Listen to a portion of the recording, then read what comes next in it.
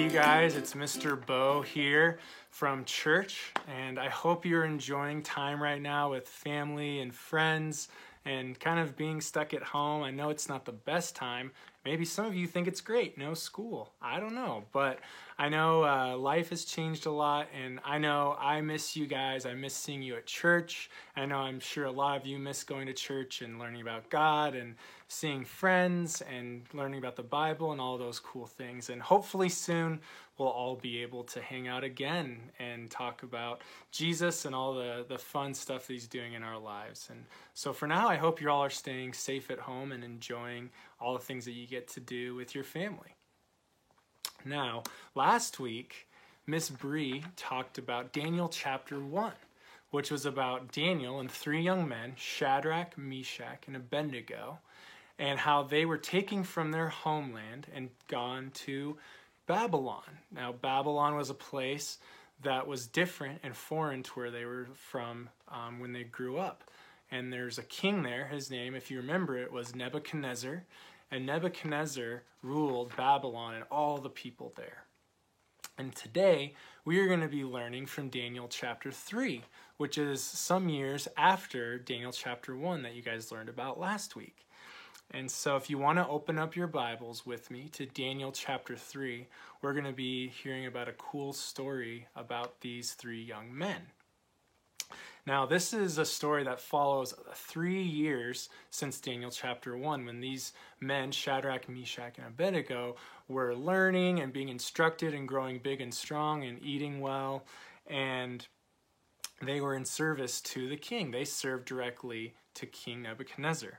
Now, like most kings, though, Nebuchadnezzar, he thought a lot of himself. He was very arrogant. He thought only about himself and not really other people. And he thought he was so much better than everybody that he pretty much said that he was a god.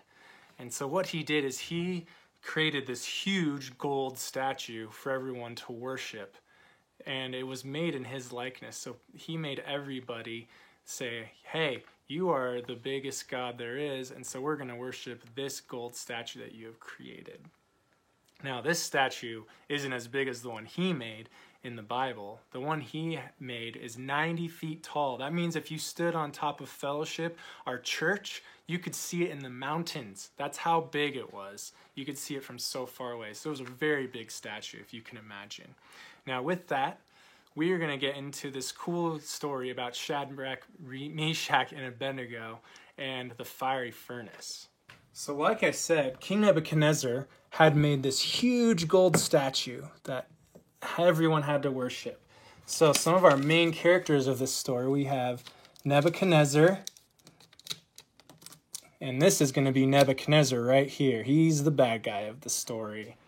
And then here's all the people, all the rulers.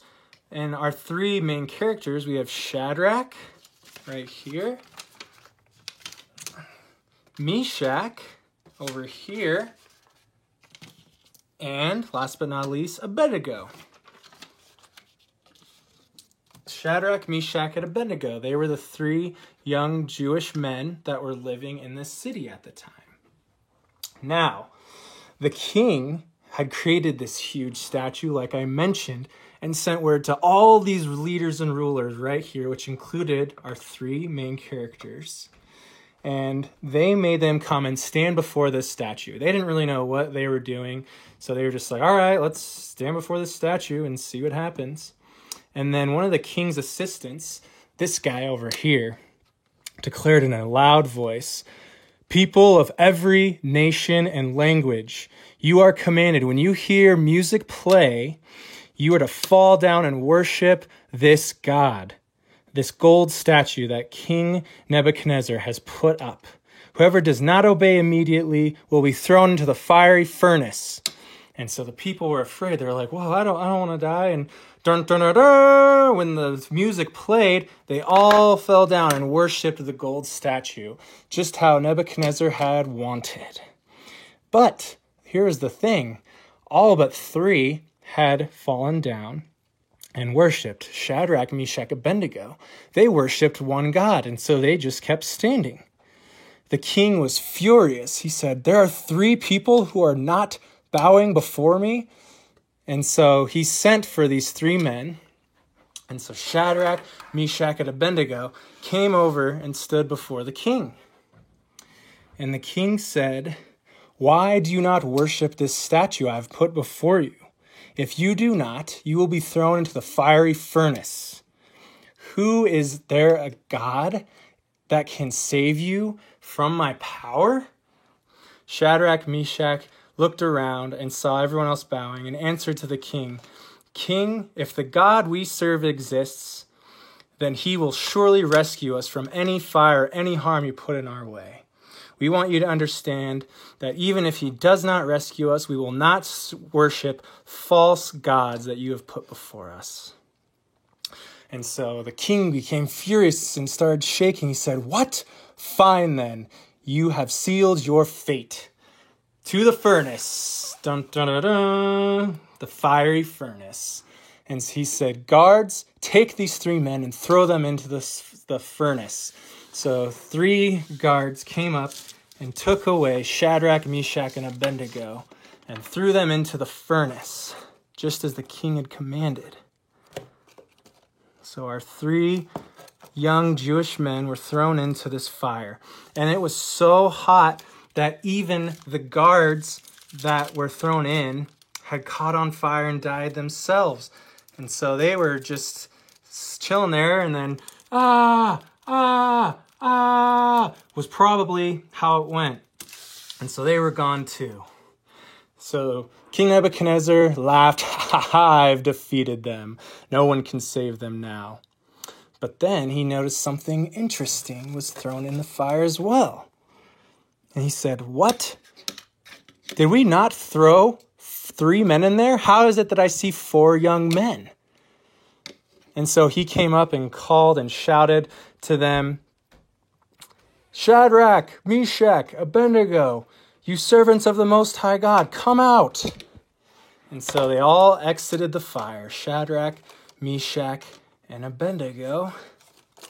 And the king was amazed because he said, "No harm has been done to you. You are not burnt. You don't even smell like fire. Yes, you smell fine." And he was confused. But instead, God changed his heart and he realized that God had saved them. So he took off his evil mask and said, "Praise the God of Shadrach, Meshach, and Abednego, for he has saved them from this fire. And all people will now worship their God alone." So God was with them the whole time in the fire and protected them even in the midst of danger. And so Shadrach, Meshach, and Abednego were so happy. Yay! God saved us.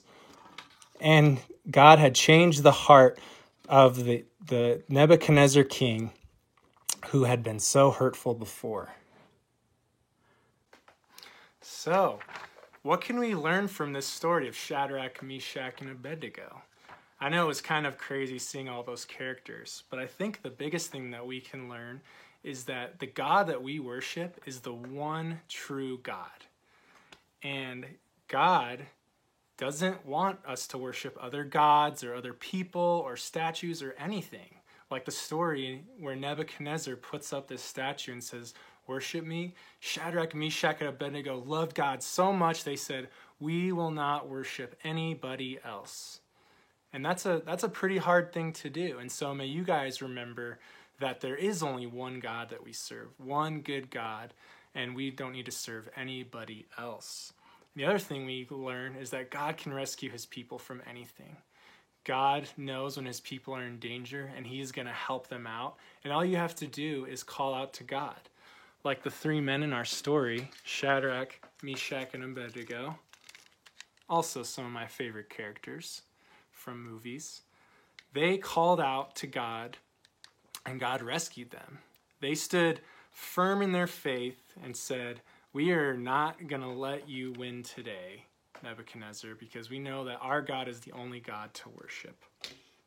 And so with that, I hope you guys can remember when you are in trouble, when other people say there are other things to worship or things that are better than God, you can say, no, I know that I serve the one true good God, and no matter what danger or how hard life is, he is going to protect me.